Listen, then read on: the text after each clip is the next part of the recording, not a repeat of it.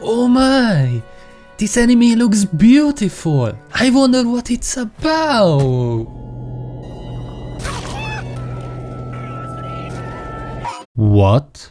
The Elusive Samurai from the creator of Assassination Classroom is the newest addition to the summer anime lineup and it looks insanely good. The aesthetic is bonkers, the backgrounds look amazing and the fights are cool. But this season is just so stacked that it doesn't get the attention it deserves. We have an amazing romance, a weird but hilarious deer anime, a stunning fantasy, and so many more great anime. But the one that stands out for me is not these, it's this one.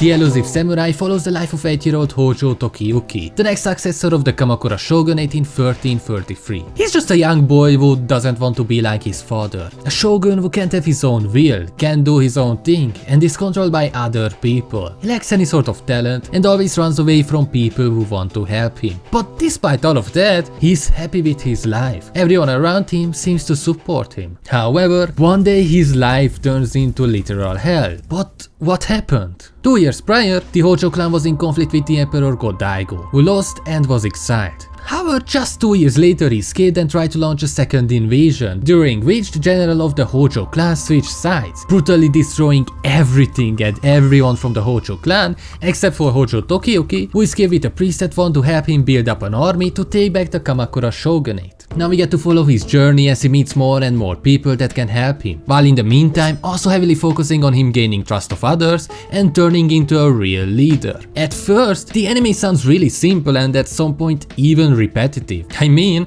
every episode starts out with Tokiyuki having some trust issues, him being forced to fight someone or something, and slowly turning into a better fighter and leader, while also taking on some of the people that betrayed him. That's exactly what happens every episode, yet it doesn't feel repetitive at all. What I really love is that the anime has so many unique ways to present the same idea without us realizing that essentially we are watching the same thing, but we don't feel it because the anime does multiple things super well. First and foremost, what clearly was the most important thing for the author was to have enjoyable characters.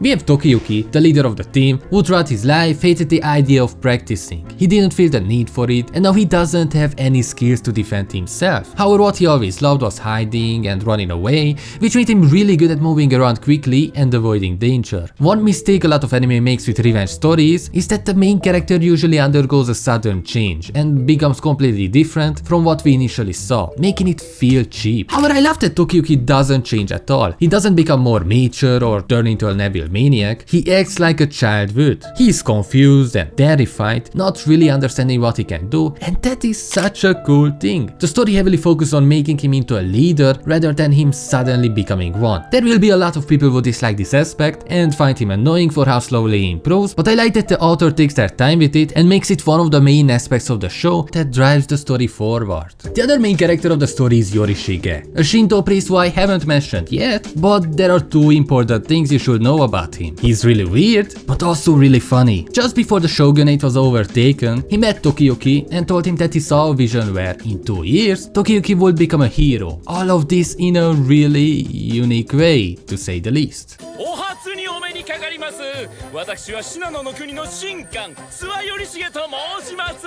He's crazy, like genuinely crazy. But I love that he has this serious and smart side when something important is happening. I like that he brings contrast to the story with his humor. Considering how brutal, bloody and gory this anime can be, the comedy makes it feel so much lighter. It's something that you either hate or love, and that's why he's the most liked, but also disliked character at the same time. Also, it completely makes sense now why his voice actor is Nakamura Yuichi. He's just an even louder Gojo who can't fight. The other characters that the anime puts somewhat of a focus on are the so far free retainers of Tokiyuki. They are enjoyable characters, and I love that they are patient with Tokiyuki and don't expect him to turn into an incredible leader in a day. But they also respect him. I really like the aspect where Yorishige lets Tokiyuki fight alone to show the retainers that he has skills, even if not as a fighter. There isn't just blind trust out of nowhere where they risk their life for someone they don't even know. Also, I really like how it focuses on teamwork during fights, creating synergy where they can can complement each other. It's something that I always really loved, for example in Jujutsu Kaisen. Watching Itadori and Todo work together is super fun because they can complement each other really well. I hope to see a similar vibe with Tokiyuki and his retainers. Now the other thing the anime puts a huge focus on is something I briefly mentioned before. To be completely honest, when it comes to comedy, many anime are hit or miss. Some rely on comedic timing or exaggerated visuals, while others feel entirely forced into the story, making it feel cheap and often not even funny. However, when it comes to the Elusive Samurai, the jokes feel much more natural. Initially, they can feel out of place, but the more you watch, the more you appreciate them because they create a perfect contrast to the tone of the show. It definitely relies a lot on visuals for its comedy, but it's done in such a different way compared to everything else in the anime that it's stands out. While there is one character that the story heavily relies on for comedy, it usually kind of forces other characters into it, which makes these character interactions really funny to watch. As simple as the conversations between Tokiyuki and Yorishige may be, I just find it hilarious listening to a priest saying things like this to an 8-year-old kid. 実に愛らしいお寝顔食べちゃいたいぐらいで。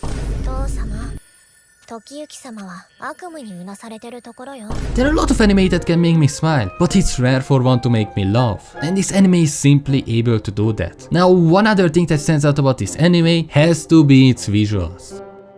Whenever I make a video talking about an anime, I always find it important to at least talk a bit about the visuals. However, for this anime, I had to make it its own segment simply because it looks insanely good and incredibly consistent. It has this really smooth animation with a super cool color palette that reminds me of 90s and early 2000s anime. The lightning, the contrast, it just looks insane. When it comes to Cloverworks, they have a lot of visually impressive anime, but this one is on another level. The base animation looks super good. It reminds me of the Apothecary Diaries from last year, however it has these scenes that elevate it so much. There are many small segments where it just goes crazy with the animation. Obviously, this level of quality is not sustainable unless you have the budget of Ufotable. This was already pretty apparent in episode 4, where the horse riding scenes were fully CGI. It's not that the CGI looks bad, but it's obvious that they ran out of time to animate the scene and had to rely on CGI. Hopefully it won't be a frequent thing, but honestly, I don't even mind it that much if we get more scenes like this. Now, the last thing I found really cool,